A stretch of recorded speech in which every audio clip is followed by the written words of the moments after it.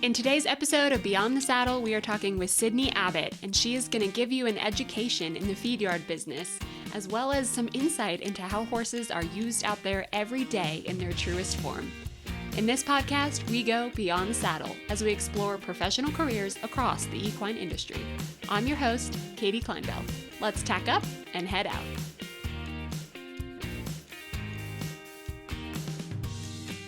Welcome back to another episode of Beyond the Saddle as part of our series with COWGIRL Magazine's 30 Under 30. Today we're going to talk with Sidney Abbott. Sidney, thank you so much for coming on the show. Yes, I'm really excited to be here and grateful for the opportunity. We cannot wait to get to know you and to talk horses with you. Tell us what you do and provide the context of what your day-to-day is like and what is your job?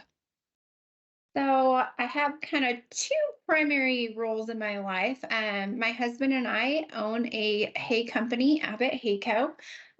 We provide roughage to feedlots and dairies in the Texas Panhandle. And then my official job is head of cattle management and research at the OT Feedyard Research Center in Dimmitt, Texas. So we run different experiments and get the research for pharmaceutical companies, even more recently, technology companies that are moving into the cattle space. So I kind of oversee all of that. And then the second part of my job at OT in the cattle management role would be forward contracting and pricing live cattle to ultimately go to slaughter and into grocery stores. Three very different, but very complementary aspects to what you're doing every day between the hay company and your research functions, and then also what you're doing on the true feedlot side. Talk to me about how that sort of integrates together in your day to day. So are you doing like research in the morning and the feedlot buying and selling in the afternoon, or is it seasonal? Like, give us an idea of what's the timeline for that?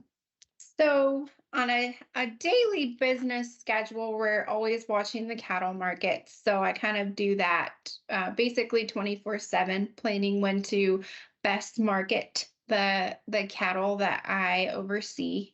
And then our hay company, that's a 7-day-a-week operation my husband runs. I do all of the invoicing in the evening and coordinate trucking, checks, payments, stuff like that. That's an evening job. And then my 9 to 5, I guess you could say, would be in the office doing the research. So in my research role, I have to be out in the field with the animals sometimes, establishing protocol with different veterinarians and scientists, product developers. They do let me work from home quite a bit, so that's nice. I get to take a lot of Zoom meetings, and I have an 18-month-old baby girl, so we get to spend a lot of time together doing paperwork at home. Oh my goodness. Congratulations, new mama. 18 months. She's just getting really fun now, isn't she? Yes, she loves to go check cattle. Her and I check the research pins quite frequently, 3 or 4 times a week. So it's fun to have my community and workspace and family space all integrated pretty well. Aw, yes. Well, it's so great that you have that flexibility so that you can work from home, but also that you get the hands-on stuff. I think a lot of people, like myself, I work from home and I love it, but I do miss being out like hands-on in the field doing the things. So you kind of have the best of both worlds, it sounds like. Yes, I do love getting out into the field. We do check weights for most of the research projects. So I get to weigh the cattle. I'm there at processing for every single head that we enroll into a trial. So all of that kind of management activities I get to oversee and participate in. So love working with livestock, and that is kind of the cowgirl part to my role. Yes, absolutely. If you don't mind, I'd love to know if you can paint a picture about the research that you do. Like what's an example of a research project that you've helped with recently, or maybe that's coming up, just so we can sort of wrap our arms around it. Yes. So recently we have a 1,600 head trial. I cannot name the company it's with for confidentiality reasons or speak too specifically about what their product is. But they're using artificial intelligence to determine when the best time to treat a sick animal would be. So we have a control group and a treatment group. The control group would be run in the traditional format, and then their treatment group is utilizing this technology. So we get to test that, um, and it requires that we check various levels of performance. So their health scores, their rumination levels, their average daily gain. We look at all of this data to compare it to the traditional method. That is so fascinating, and it sounds like it's very rewarding because the findings from your research will help shape the industry and technologies that can help us going forward. That's got to Y- be rewarding. Yes, yeah, that's the best part of my job. I think that I find the most fulfilling is that I know that long term we're making better strides for the industry, and better advancements towards just the handling and overall health and well-being of cattle. So that's our top priority here at our research facilities, is just to add to the betterment of the cattle feeding industry and cattle as a whole. Sure, absolutely. How did you end up here? Let's talk about your journey. Like, where'd you go to school and what did you study? And then what were your stepping stones to lead you to this very unique and very fulfilling role? So it's kind of funny. I grew up rodeoing, and I kind of never had quite the grace and ease of the other girls I grew up with. A lot of them went on to break arena records, and I'm just honestly not that much of a cowgirl in that traditional sense. So my dad, I went to New Mexico State University, and my dad was adamant that I go to the ag college because he said that was the easiest and people would take care of me there. Well, I didn't want anything to do with it. And growing up in New Mexico, we don't have a huge ag sector. So I kind of thought my life would just be working at Farm Credit, and that's not what I wanted to do. I kind of pivoted for a while, did some soul searching, and figured out that I do love agriculture and that's where I'm happiest. So I moved to Amarillo, met my husband, and started as a temp, um, covering for my friend that went on maternity leave. And my boss at the time, he owns this feed yard, but he owns a liquid feed company, and several other businesses kind of within cattle feeding.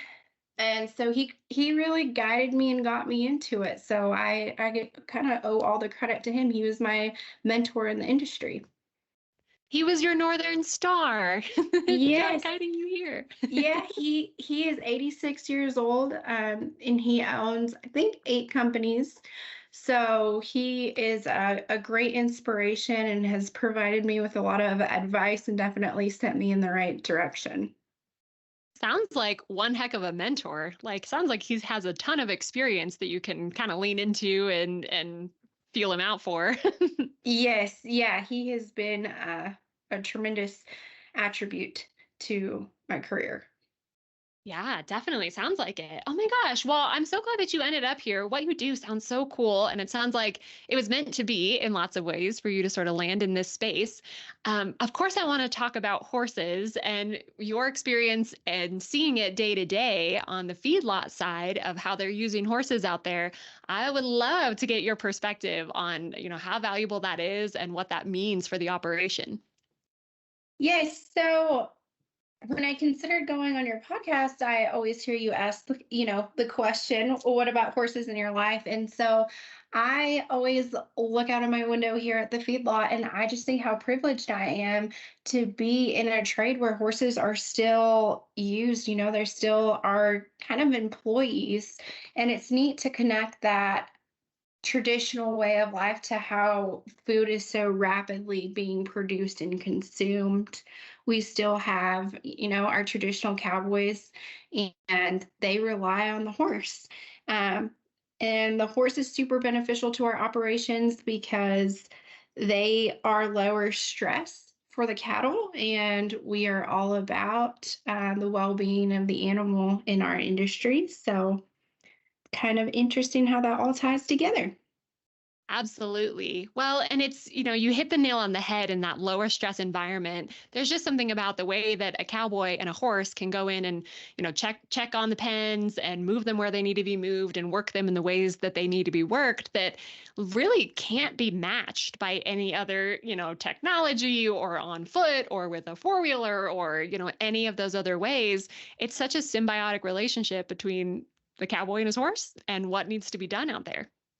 Right. We have to feed cattle 365 days a year, snow, sleet, shine, it doesn't matter. And the horse can always overcome and adapt to any of these conditions. We've recently been faced with some pretty serious floods in our industry and in the Texas Panhandle this last summer, and we had to rely on horses to um, take care of the other animals. So it's an art that hasn't quite been lost. You hear cowboys are the last of a dying breed, but in the feedlot setting, horses and cowboys are still holding strong. Heck yeah, they are. There's the picture of that simpler time, and I don't see that changing, not anytime soon, at least. No, no. Well, that's the good news for all of us. And the equine industry, is so diverse, and there's so many different ways that we love our horses and we compete with them. But this is one of those very few, like you said, places that horses are still genuinely used. I like that you called them employees because they really are so integral to the business and how you guys operate. That's exactly how you look at them for sure. Yeah, they provide great value to our industry, and I think it's important that consumers understand that we still have that connection to what's being produced. There's a big disconnect between what consumers assume happen in the feedlot after different documentaries like Food Inc. and stuff, and I have a very different perspective of what a feed yard is. We have humanely spaced pens, we have cowboys and horses working the cattle, and high nutrient roughage. So it's a great place to work and a great community to be a part of. I'm really glad you brought that up because I wasn't sure if you wanted to go there, but since you did, I would love to, yeah, dig into that just a little bit of maybe the misconceptions about what it means to have a feed yard and what it sort of looks like in the day to day and the conditions for the cattle. What are some of the biggest myths that you see that you'd like to talk about that we can kind of bust here today about what it means to be in the feed yard business? Yeah, well, you hear this term factory farm, and growing up in New Mexico, I can relate to this. We didn't have any large scale feed yards or any that I was really aware of. So I did kind of have that image as a consumer, even though I had grown up in the rodeo industry. I had a lot of misconceptions myself about feedlots. And when I came to the feedlot and getting to work so closely with the cowboys and with our veterinary staff, I have learned that the health and well-being of cattle are their top priority. We feed customer cattle here, meaning that people contract us to take care of their cattle. So it's really important to us to keep our customers happy by taking care of their cattle, and the cattle that we own here, of course, we take great care of. But I had no idea how many details and how many people go into establishing well-being for these animals. We have nutritionists that ensure that they're getting the greatest quality of feed and nutrition, and we have veterinarians that are just so skilled and knowledgeable. These animals do not go without a little sniffle without being treated. And so I think it's important for the consumer to know just the care that goes into these animals. Amen. Yes, there is such a team truly that you're working with to keep them healthy and in tip-top condition. And I think a lot of people maybe think of, the cattle feeding business as, maybe an uneducated cowboy out there just, wrangling his stock, right? Well, but there's so many professionals who are part of this process, like you mentioned, nutritionists, the veterinarians, and the cowboys themselves with their expertise on how to handle them. It truly is this ecosystem that no one really gets to see or maybe just doesn't realize goes into it. Yeah, and we put a lot of protocol in place to ensure the well-being. Like we actually do not use ropes at the feed yard. They're forbidden. We don't want to add any extra stress to the animal. Um, so that is something coming from the rodeo world. I didn't even know you could work cattle without a rope before I got into the feedlot industry. We seldom use hot shots, things like that that I don't think the consumer is aware of that I would like to bring to light. Absolutely.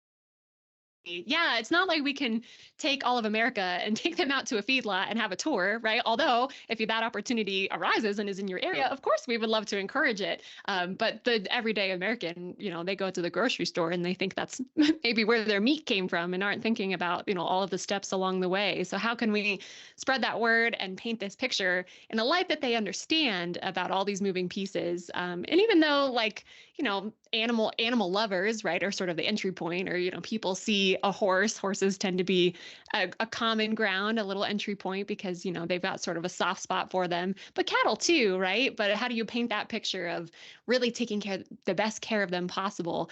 And everyone is part of that process, and it doesn't just magically end up at your grocery store in a package. That's not how this works. Right. Well, I know also from my point of view that this industry is very male dominated, right? And you're in it much deeper than I am. So I would love for you to speak to what it's like working in the field and being as part of this industry as a woman in that male dominated space. Yeah, I think honestly, I was a little intimidated to go into the feed yard and into these various roles that I didn't necessarily have a predecessor paving the way for me. So I think one of the most important things that I would tell other women or encourage young girls is just to be teachable. The more that you can learn from all of these people in these other positions, the better that you'll be and the more strides that you can make.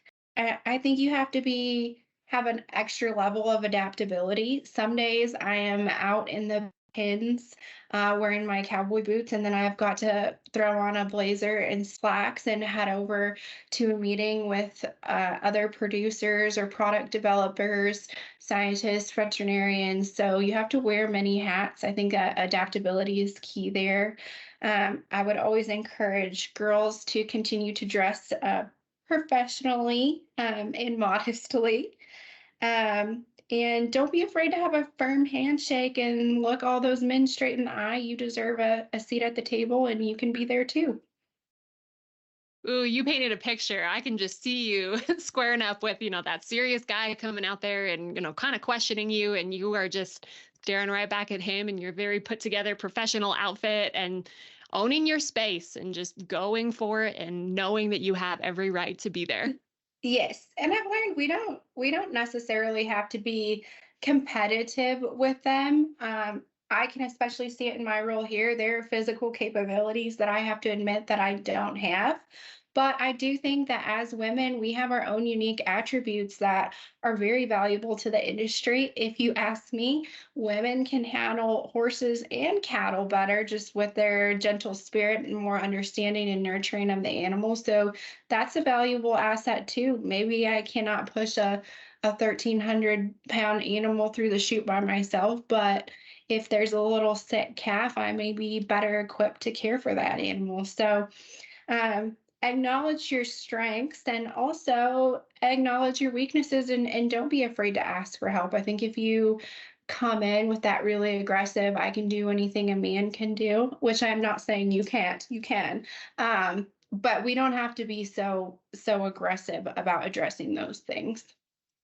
Ooh, yes. I'm so glad that we're talking about this. You painted that picture so perfectly. And I kind of want to repeat it a little bit just to highlight how important that is, that it's not about competing with them, right? Like there are the things like you just said that women bring to the table that men don't, right? And we complement each other in those ways so that we can be better together. And it doesn't have to be an either or an I'm earning a spot instead of a man earning a spot, etc. It's I can bring this X, Y, and Z to the table, but I can also bring A, B, and C to the table. Can you? Like, can we work together? And how is that a benefit? And let's talk about that. Let's highlight that. Let's do it together in that way. Right. Yeah. And in my role for risk management, I think that's highlighted as well. Women tend to be a little bit more risk adverse, whereas men are, pushing for that extra profitability or taking the gamble. So I think in those scenarios and in buying, selling, trading cattle, it's really good to have the female counterpart in the industry to kind of level out risk a little bit. But without the men, we wouldn't take the gamble on some. Yeah, that's a great point too. Definitely different ways to approach those problems. And again, not that one way is right or wrong, right? Like you said, right? We're not competing. Nothing is black and white. So having that different perspective that a woman can bring to those kind of questions and scenarios or things that maybe they haven't done in a very long time because they have not had that voice in the room. And you get to be that voice in the room. Right.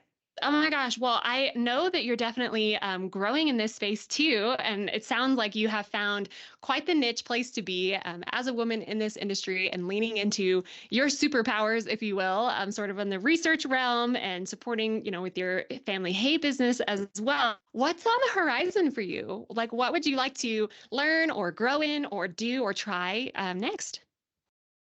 I recently just got back from the National Cattlemen's Convention, and they had a lot of speakers there from the Beef Quality Assurance Program, Beef Checkoff, and the Masters of Beef Advocacy Program. So I think moving forward in this next chapter, I'm going to kind of focus on some of those endeavors and promoting the beef industry. Oh, I love it. How was convention? I saw lots of great posts and pictures and like recaps from Orlando, right? Is that where you guys were? Yes, yeah, it was great. We were blessed with a lot of great speakers, just a wealth of knowledge, mentors. It's a great place to get all connected. I actually got to meet a couple of the 30 under 30 girls, so it was a fun time.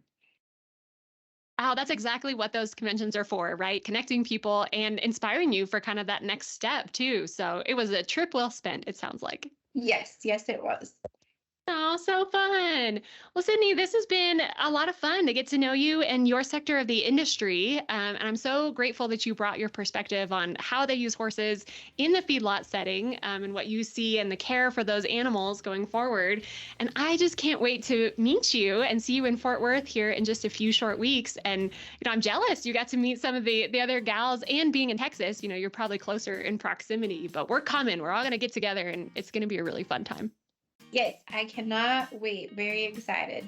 Yay, we're counting down the days. Well, thank you again for coming on the show and sharing your story with our Beyond the Saddle listeners. And I can't wait to see you here shortly. Yes, thank you so much. Thanks for riding along in this episode of Beyond the Saddle with Sidney Abbott. We recorded this episode before the fires in the Texas Panhandle, and our thoughts and prayers are with those ranchers and with that community. Stay tuned for more episodes with COWGIRL Magazine's 30 Under 30.